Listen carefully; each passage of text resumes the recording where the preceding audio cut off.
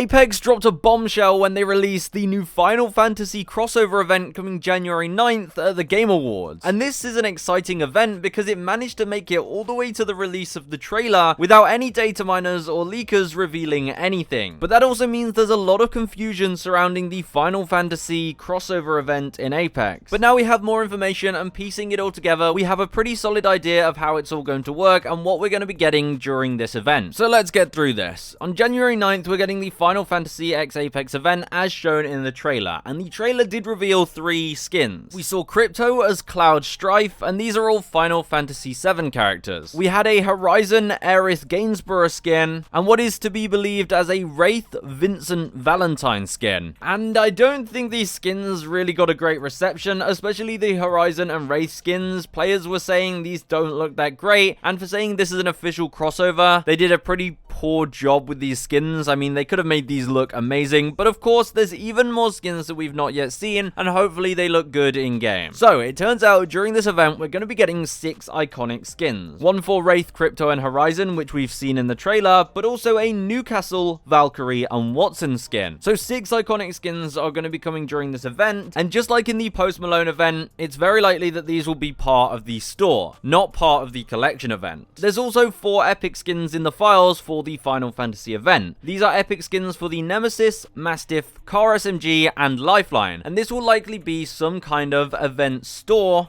/ prize tracker that you'll be able to earn these free rewards. Like we saw in the Post Malone event, we had a bunch of epic rewards in the camo credit store. Now just quickly, some speculation for the 3 iconic skins that we haven't seen yet. We have Newcastle, Valkyrie, and Watson, and we could see a Newcastle Barrett Wallace skin, because I feel like this character probably is best suited for Newcastle based on all of the Final Fantasy VII characters. And then for Valkyrie and Watson, I think we could get either Tifa Lockhart or Yuffie Kisaragi. Either of them for Valkyrie or Watson makes sense based on the characters you have in Final Fantasy VII, so I would expect something like that for those 3 legends. But let me know what skins you'd like to see. Now, we're not going to be getting the Final Fantasy event until January 9th, so we've still got the rest of December to play out. And so to keep me busy and make Apex feel a lot more fun during December, I'm going to be using GamerGains to earn rewards while playing Apex and compete against other players in contests for a chance to win part of the $1,000 prize pool in the new December tournament. That's right, all you have to do is sign up to GamerGains and link your account, and from here you can complete challenges in Apex to earn cash or crypto rewards. And like I said, I have a lot of fun playing in the contest where you compete against other players to earn the most points, and the points are calculated using your top ranked games during the contest, and you'll earn points based on kills, wins, knocks, and assists. So why not sign up to GamerGains using the link in the description and make Apex feel more rewarding while you wait for the brand new event. Let's see if you can beat me in December's contest. But other than these iconic and epic skins, the event's going to be a little bit different. If we take a look at all of the leaked codenames for events that will take place in Season 19, we had the Rag A, which was the Battle Pass. We had Rag B, which was the Post Malone crossover. We had Rag Onyx, which is the Uprising Collection event that we have right now. And there are 3 codenames for events left in Season 19. We have the Rag Old, the Rag Knight, and the Rag Army events. And we know that Season 19 ends on February 13th. So from January 9th to February 13th, there's only 5 weeks of Season 19. And we know that collection events always last at least 2 weeks. So there isn't enough space for 3 collection events from January 9th until the end of Season 19. So what makes the most sense is for the Rag Knight collection event to take place at the same time as the Final Fantasy crossover event. From January 9th to, let's say, January 23rd, for 2 weeks, we have the Final Fantasy crossover event, which gives us iconic skins and the epic rewards and a new game mode involving the Buster Sword, which we'll get into, alongside the Rag Knight collection event, which will be like a normal collection event that has legendary and epic skins and an heirloom reward, which will be the Newcastle heirloom, which we do know is going to be a sword, which does fit the knight theme. We know Newcastle's heirloom is a sword because it is codenamed Pilot Sword in the files, and in the code for the Pilot Sword, Newcastle is referenced. So we know this is definitely Newcastle's heirloom. And then we could see 1 week break from January 23rd, and then get the Rag Army collection event from January 30th to Feb 13th,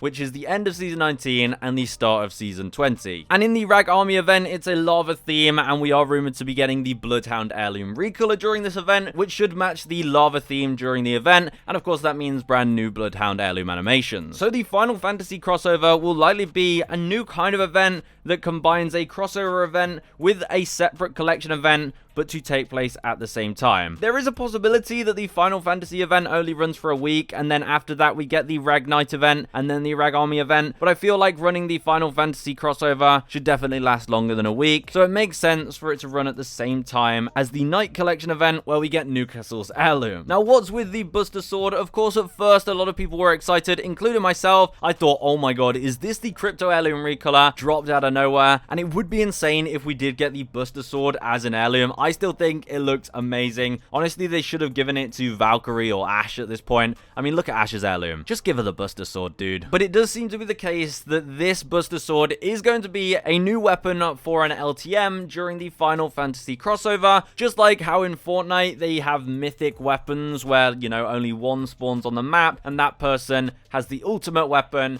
and they can go around the map meleeing people, dealing high amounts of damage. In the trailer, you can actually see Crypto jump really high, and this is very unnatural, so it makes sense that this is part of the weapon. You can probably pounce and leap on people and deal huge area damage, and my guess would be that the Buster Sword will spawn somewhere on the map, and whoever has it probably gets shown on the minimap, like their location, as sort of a nerf to having the Buster Sword. But I think this is very exciting, trying out new modes that incorporate a collaboration event and a whole new weapon to use in Apex. Sounds awesome, and I hope they keep this up, and hopefully it is a fun game mode. I also do hope that it's a takeover, so it takes over casual, because I feel like when events take over casual, they're much better. When you have a separate LTM, I feel like people lose interest pretty quick, queue times take longer, and the game just doesn't feel the same than if it was a casual takeover. But there you go, that's all the information we have of the upcoming events, and hopefully that makes a clear timeline for you, so now you know what to expect. And we do know the skins we are going to be getting during the Night Collection event, so let me give you a rundown quickly. We're going to be getting 6 legendary skins, of course: Wraith, Caustic, Newcastle, Mirage, Horizon, and Ash. And then for the epic skins, you'll be able to get a Ballistic, Catalyst, Caustic, and Pathfinder skin, and then the R99, Prowler, RE45, and Alternator are getting epic skins as well. And of course, there'll be 6 legendary weapon skins and 4 other epics, such as banner frames, as it will be a collection event. So there you go, now you know what to expect from January 9th onwards. 3 events, 2 collection events, 2 heirlooms, and a fun new LTM, along with 6 new iconic skins that you can buy in the store. Probably going to be pretty expensive. New cosmetics isn't content in my opinion, but the new LTM will be exciting, and I do hope this means a better future for real Apex crossovers. Let me know what you're most excited for, and hopefully this was helpful for anyone that was confused. And also, since we're on the topic, let me know what other crossovers you'd like to see come to Apex one day. Now that we've had Post Malone and Final Fantasy, who knows what could be next on the roster.